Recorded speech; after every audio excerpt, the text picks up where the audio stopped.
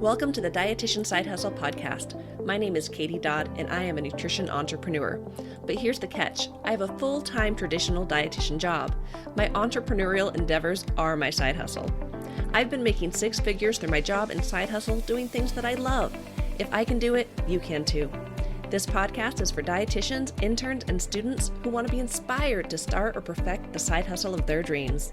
Let's do this. Welcome to the 44th episode of the Dietitian Side Hustle podcast, Imperfectly Perfect. So today we are going to be talking about my own struggle with perfectionism and even how I still struggle with it and some of the issues I went through just yesterday. We're going to talk about what is perfectionism. We're going to talk about being imperfectly perfect, why you should strive for imperfection, and then I'm going to end with some action items for you. So I am recording this episode the morning after I recorded episode 42, Understanding You. And, you know, I got to tell you, I just want to be transparent with you guys. I was going to delete that episode, and let me tell you why. So after I was done recording it, I downloaded it in an MP3 for the podcast, and that's real quick. And then I download it as an MP4 because I'm putting the videos, because if you don't know, I'm also doing video now, and I'm recording that and putting it onto YouTube. So it takes a little bit longer to download a video than it does an audio. So while I was waiting for the video to download, I was listening to the audio version of the podcast. And when I listened to it, I was pretty unhappy with it. I feel like I was repeating the same thing over and over again. I was going on rabbit holes. I'd start talking about something, go a different direction, wouldn't complete my thought. At one point during that episode, I actually forgot what I was talking about. And I got to tell you, when I listened back to it, I was like, oh my gosh, I've got to redo that. That was horrible. But then I came back to this reminder of this podcast is my practice of imperfectionism. That was my intention when I started it. I had the intention of knowing I'm a recovering perfectionist. I knew if I wanted perfect episodes, number one, that probably would never happen. Number two, I would spend way too much time on these podcasts. You guys know I have a full-time job. I have my side hustle. I have kids. I don't have time to be spending hours and hours creating these podcasts. These podcasts are really just meant to be a conversation between me and you. You know, we're just chatting. We're just having a conversation. This is not meant to be perfect. This is not like, you know, you're paying to go to a high level presentation and you're expecting a great presentation. But even there, perfectionism is a myth. We're going to talk about it. But this is just meant to be a conversation, and I am imperfect. And it's really easy for me to get caught up in that, oh my gosh, I am saying the wrong words. I'm getting caught up in saying the wrong thing. I forgot what I was talking about. And it can be really easy to want to like re-record. And maybe you could relate to this. Maybe you've done a video before or something like that. And you're like, oh my gosh, it took me a million takes to get it just right. And I still wasn't happy with it, because I think that's the reality. Had I re-recorded episode 42, I almost guarantee you I wouldn't have just done one more take. I would have done multiple takes, because once you start that, you know, I talked about habits a few episodes back. That's a habit you create. I'm sure I'd be in my head like, oh, that wasn't good. And so I would just keep re-recording and then again spend hours on something that should take me 15 minutes to record. So because this podcast is my practice in imperfectionism, I want to make sure that I stay true to that. So I published the episode, and I know that, you know, you guys probably didn't even notice that it was imperfect. You guys probably thought it was just fine. So I really want to also come back to the fact that I want to show you guys and myself that imperfect is okay. It's totally okay.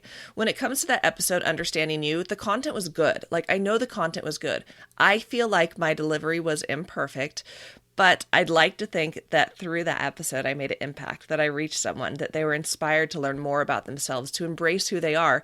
And my goodness, if I re-recorded it, like, wouldn't that have been super annoying? I'm doing this episode all about embracing who you are. And then I listen back and like, oh, that's who I am. I'm not happy with it. I'm going to delete it. So that would like defeat the whole purpose. So I was really in my head about this. I made this decision. I'm publishing it anyways.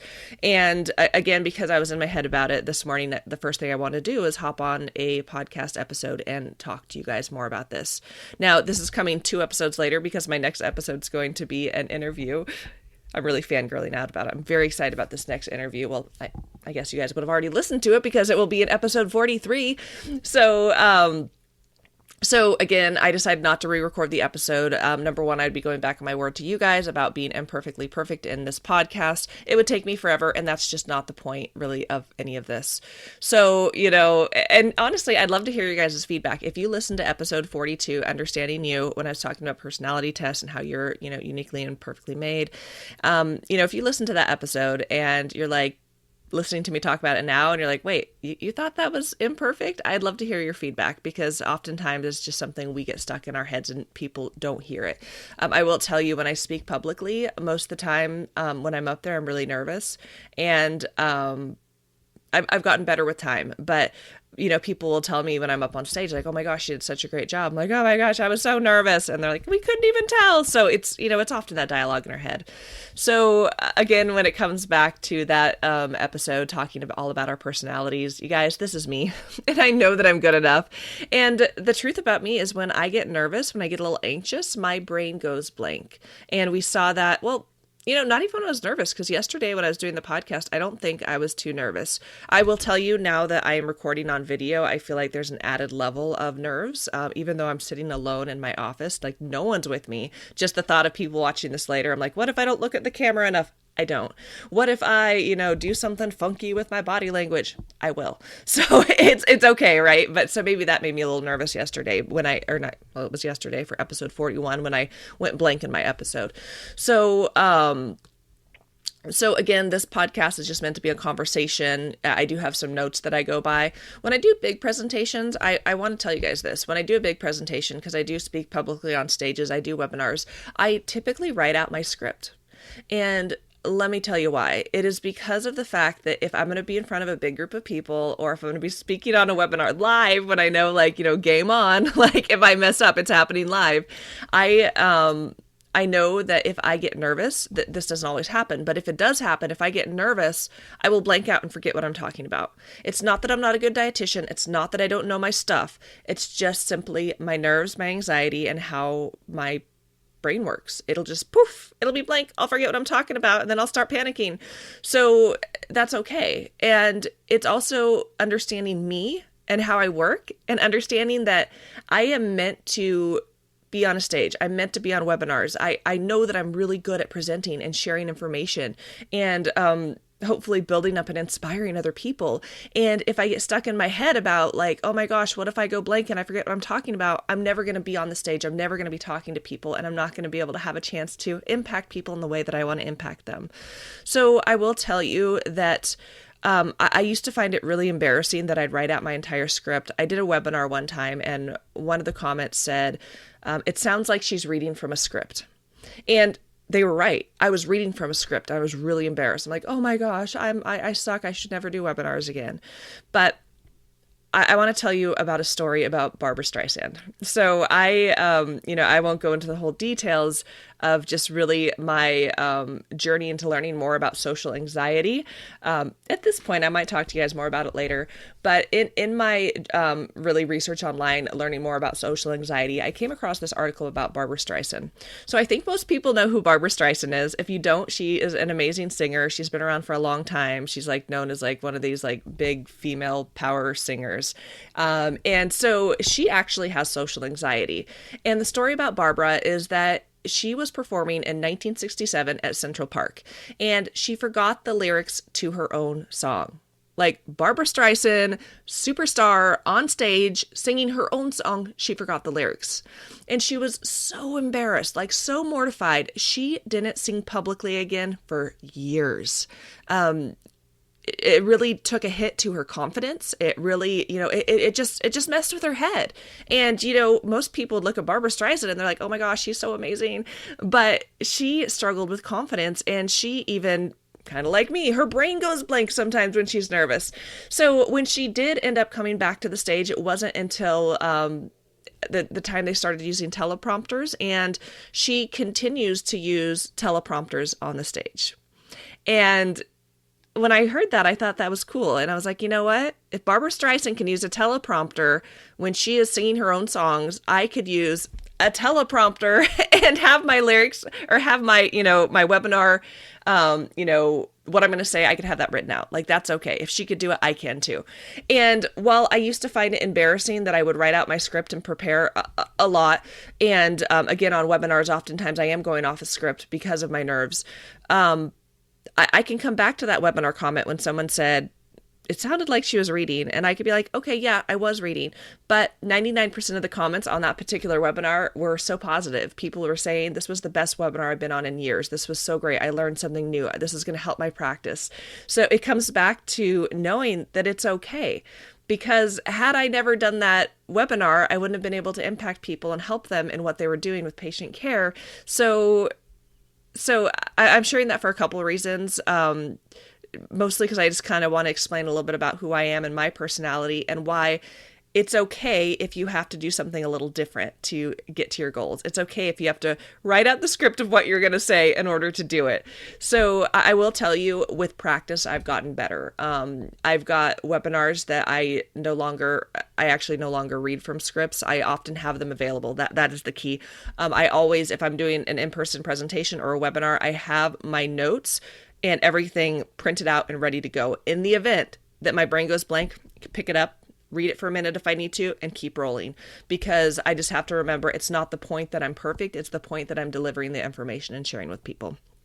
So let's now go to some definitions about perfectionism, because, all of this really comes back to perfectionism, because I mentioned I'm a recovering perfectionist, and I say recovering because obviously last night I was still struggling with it. And it's one of those things. It's not like with anything we struggle with, it's not like I say I'm not this anymore, I wipe my hands of it, I'm done. No, it typically creeps back in over and over again. It takes practice to really get rid of these things.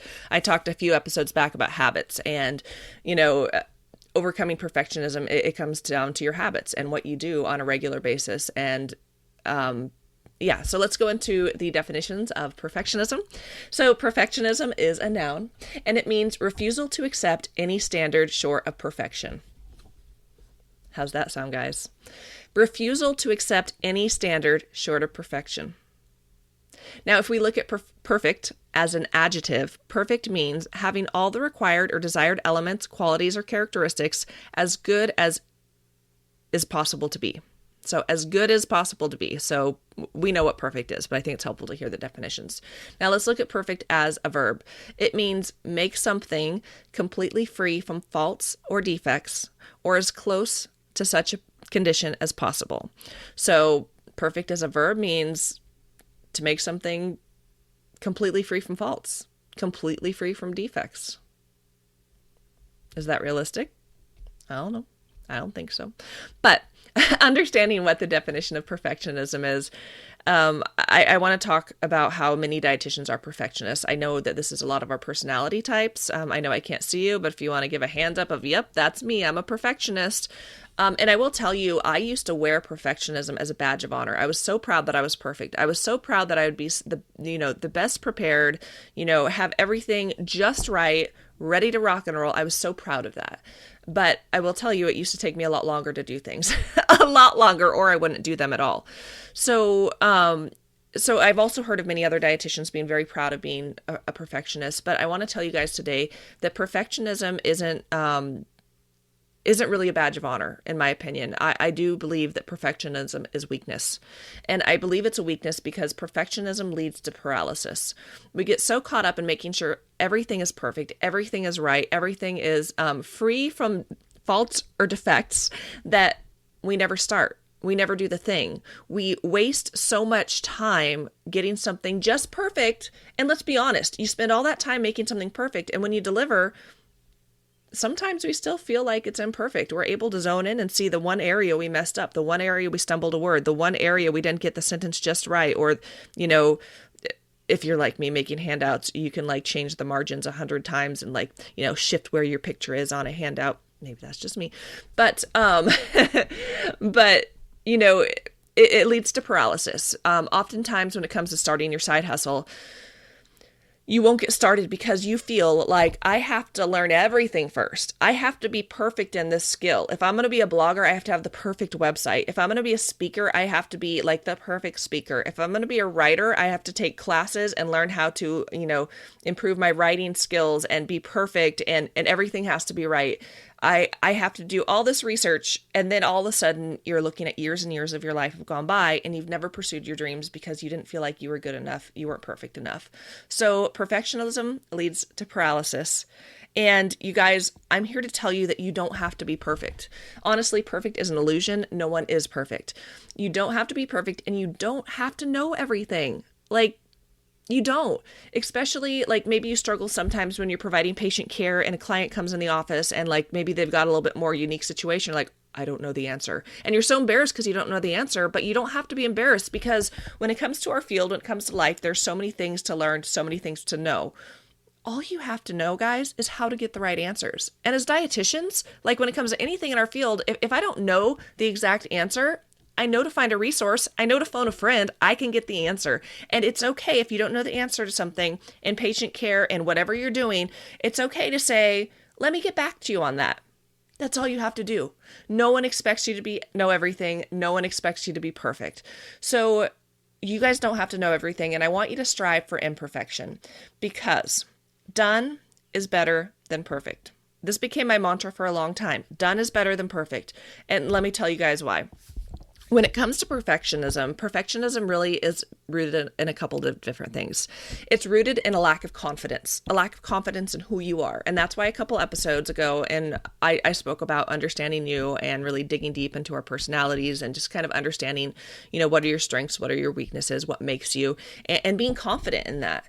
So perfectionism is rooted in a lack of confidence, also imposter syndrome. So imposter syndrome is that, who do I think I am? Like, I'm out there doing the thing, but I'm not as good as them. These people are going to know I'm a fraud. They're going to know I don't have all the answers. Oh my gosh, what am I doing? Like, feeling like you're not good enough. Maybe as a new dietitian, you feel that way. Maybe as a dietitian who's shifted into another field, you feel that way. Maybe as a dietitian trying to break into the entrepreneurial world when all you've been doing is clinical for so many years, maybe you feel like an imposter. And you're not an imposter. You belong. Whatever it is, you belong. And then the last thing that perfectionism is really rooted in is anxiety over poor outcomes. So fear of what might happen. So your brain is going to, what if I mess up and this happens? What if this? What if that? What if no one shows up? What if people think I'm a fraud? What if all the things? So when we combine a lack of confidence, imposter syndrome, that who do I think I am, and then that anxiety over poor outcomes, it's like, man, there's perfectionism, there's paralysis. It stops you in your tracks. But do you want to know what you need to do to overcome all of those things? Practice. The more you do something, the better you get. And you will never get better if you don't start. And you'll never start if you get stuck in perfectionism. You guys, do you see how it's a cycle? It's a cycle of, I feel like I'm not perfect, so I'm not going to do it. But if you don't do it, you're not going to get better. And if you don't do it and get better, you're never going to get there. So I hope you guys can see that cycle. And I hope that this makes sense to you, because being imperfectly perfect, and why I'm doing this, why I do this podcast, why it's my practice in imperfectionism, is because I know that the more I practice, the more I do these podcast episodes, the better I'm going to get.